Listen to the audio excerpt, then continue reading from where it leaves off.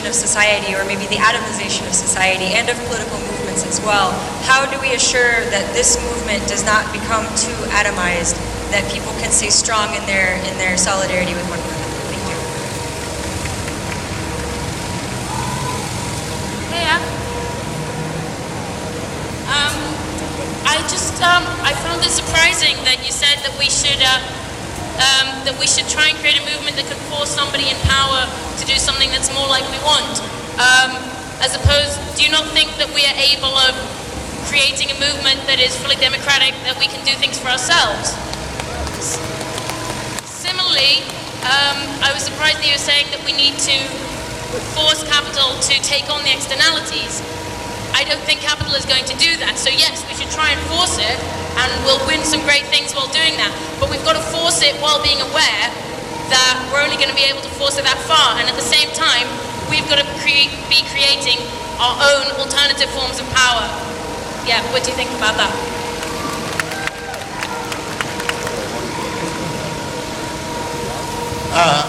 I think the alternative forms of power are crucial. Absolutely crucial, no question about it. But at some point or other, you have to look to creating forms of organization that unfortunately look somewhat like a state.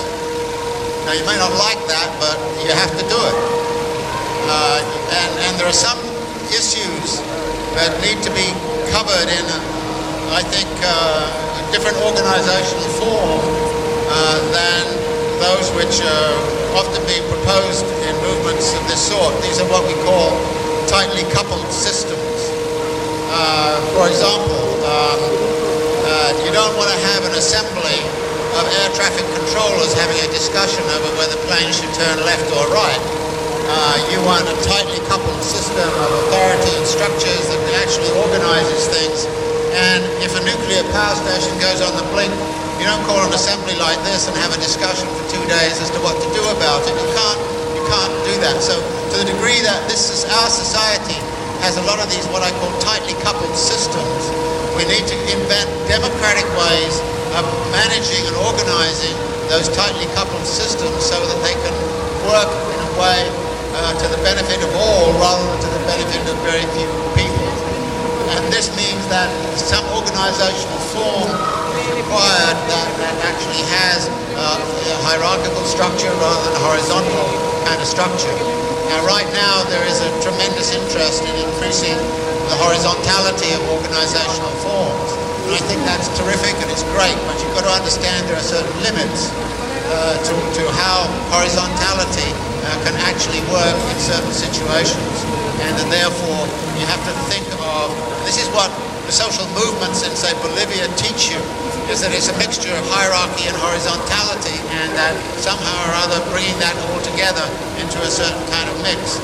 I mean, this is a grand experiment you're embarking on, and I don't have the answers as to how to stop it breaking down into individualism and all the rest of it. That is, what we all have to do, or try to do. I have no magic answer. If I had a magic answer, I'd wave the wand and there we go, I mean, it'd be great. Now, putting demands on the state. One of the ways in which I think we can actually get the state to disappear is precisely to put demands on it that it cannot fulfill. And it seems to me that that is where the negotiation with the state. I'm not myself in favor of the idea that somehow or other forgetting about the state can actually make things work.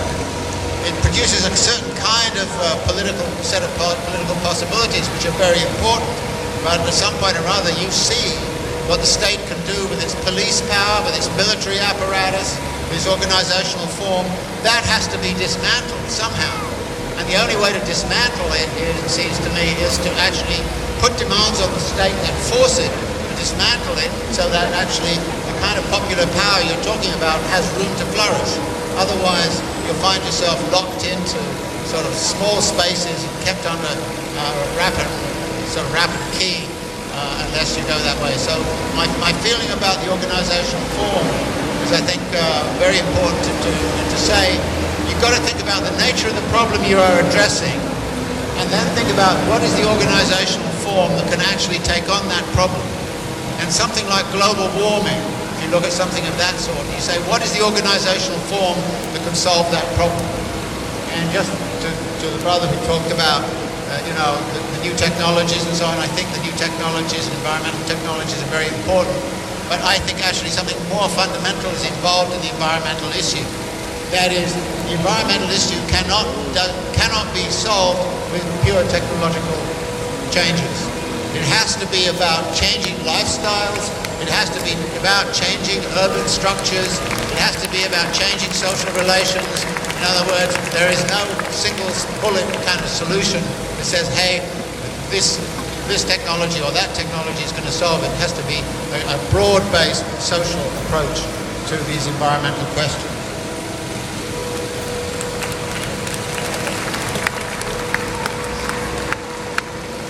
I'd like to ask, what is the quickest way to bring down this multi-billionaire criminal government who pretend we're all in it together? George Osborne snorting cocaine and heroin with a prostitute, and I'm jealous because I can't afford it. And how can we bring down the Freemasons who control every government of the world, all our royal family, all our police, legal system? I've been in prison 15 times and on police bail. Let me out of here, please.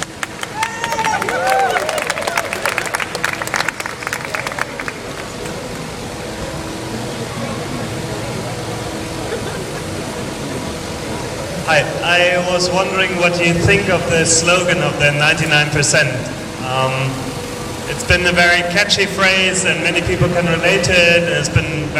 The reception has been very positive, but we know as well that not 99% of the population support us yet. And from a class analysis, it might be somewhat difficult to confirm the 99% perspective. So I was wondering what thoughts you have on that.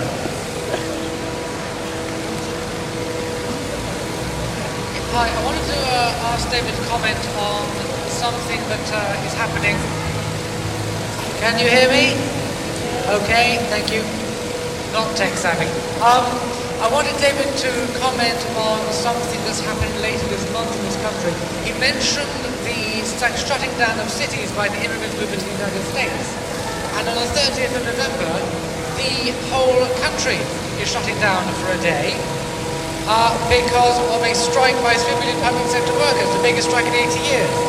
I wanted to see what David thought about that and how effective you think it's going to be.